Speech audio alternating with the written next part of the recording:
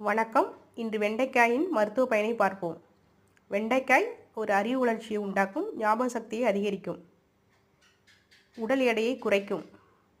இதில் உள்ள லெட்டின் என்ற புரதம் புற்றுநோய் செல்களை வளர்ச்சியை குறைக்கும். மேலும் இதில் உள்ள ஃபோலேஸ் என்ற சத்தானது இரத்த உற்பத்தியை அதிகரிக்கும், இதனால் இரத்த சோகை குறையும். மேலும் இருதயத்தை வளமாக வைத்திருக்க உதவுகிறது. இரத்தத்தின் சர்க்கரையை கட்டுப்பாட்டுக்குள் வைக்கும். இது ஒரு இம்யூனிட்டியை அதிகரிக்கும், அதனால் சளி இருமல் நீங்கும். இதில் உள்ள விட்டமின் கே, கால்சியம் ஆகியவை எலும்பு தேய்மானத்தை தடுக்கும். இதனால் ஆஸ்டியோபோரோசிஸ் போன்ற மூட்டு சம்பந்தமான பிரச்சனைகள் தீரும். வெண்டைக்காயை குழம்பு, சூப்பு, பச்சையாகவும் உண்ணலாம்.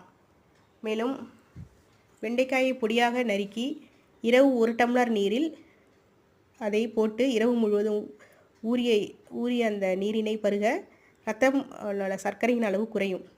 இதில் உள்ள நீர்ச்சத்து, நார்ச்சத்து அதிகமாக உள்ளது. இதனால் உடல் குளிமை பெறும். மேலும் இதனை சூப் வைத்து சாப்பிடும் பொழுது பல நன்மைகளை தருகின்றது. வெண்டைக்காயானது விட்டமின்கள், மினரல்கள், சத்துக்கள் பொதிந்து காணப்படும். இந்த வெண்டைக்காய் தினமும் சாப்பிட்டு வர நோய் எதிர்ப்பு ஆற்றலை அதிகரிக்கும். மேலும் வெண்டைக்காயில் உள்ள இந்த சத்துக்கள் நம் உடலை பேணி பராமரிக்கின்றது. நன்றி, வணக்கம்.